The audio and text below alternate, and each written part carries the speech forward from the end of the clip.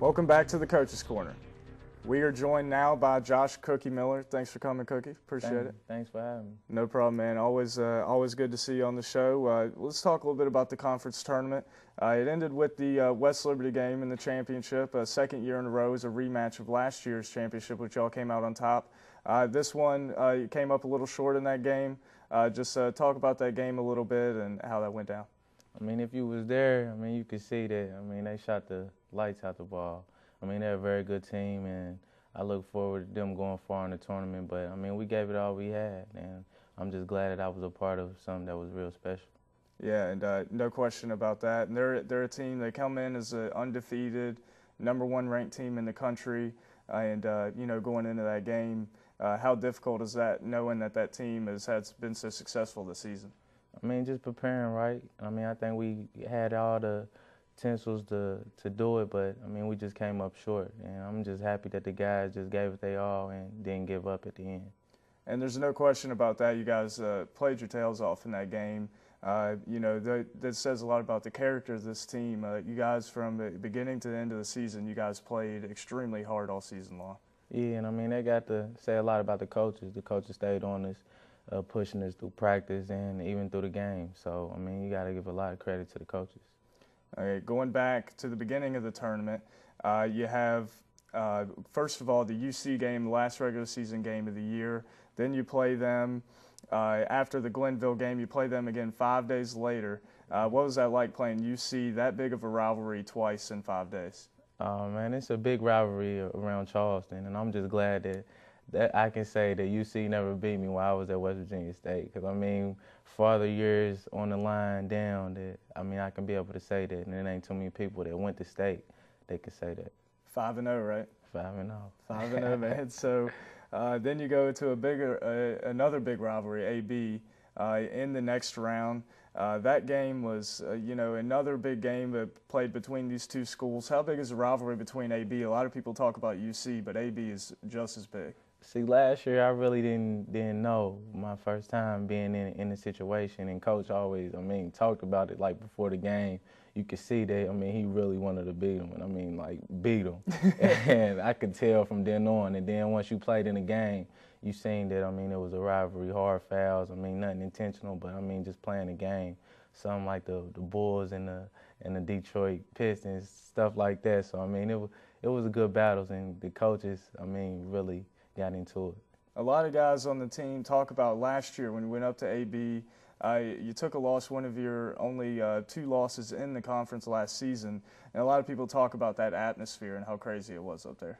Yeah, I mean, they got up early on us, but I mean, we came back, and that was the thing about last year's team. That I mean, we could put up points with anybody, can shoot with anybody, but I mean, this year we had to really grind it out, and try to get points off like fast breaks, and I mean, in the half court set with last year's team. I mean, we can get it any way we wanted it, but I mean, like I said, this year, I mean, it was a good run, and I think everybody gave it their all. You touched on it a little bit. We probably talked about it the last time you were on the show. How did your role, now that the season is over and you're able to reflect on it, how did your role change this year as to last year, of course, playing with Doc Jones? I mean, I don't think it changed a lot. I mean, last year, if you can recall, I mean, I had a couple games that, I mean, I didn't score as much, and then I had some games that I did score as much. I mean, but playing alongside with Doc, I mean, was just incredible. I never really got the chance to play a 2-guard as much as I did with him. I mean, being the size that I am, I always played 1, and I mean, that was it. But I mean, playing with him, I could get off the ball more and conserve some energy. And this year, I was just mainly trying to be a point guard, what I normally am. You were a point guard, but you scored 1,200 points in your career, better than 1,200 points. That is a ton of points for someone to score in 2 seasons. So just talk about, how you're able to score so well. You mentioned your size. I mean, you got to have an advantage somewhere. Yeah, I just thank Coach for just putting me in certain situations, calling plays for me, and my teammates for, I mean, doing their part on making shots and giving me lanes and being able to score all them points. Now, talk about what is your biggest strength as a player? I mean, you got a lot of things that you do well out on the basketball court, What do you consider your greatest strength?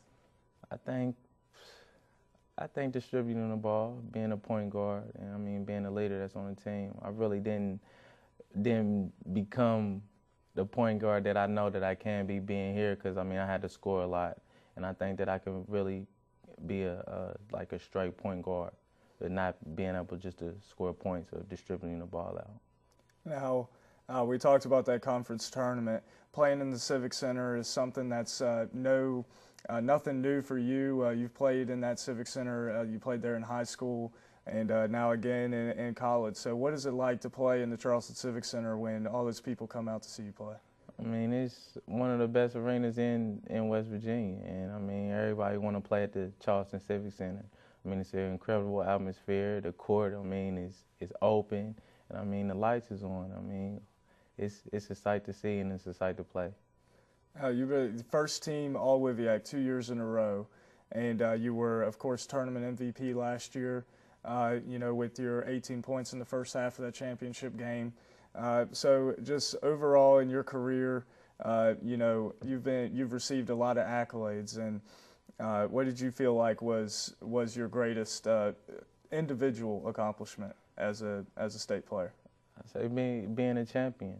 I mean, cutting down them nets when I was on the ladder, foot broke, and all that messed up foot, and cutting down them nets for the first time in a long time, and it really felt good. It brought tears to my eyes. Coach Poore is someone that, you know, a person obviously is the head coach of the team, and a lot of players, you know, on this team really talk about him a lot. They really like Coach Poore.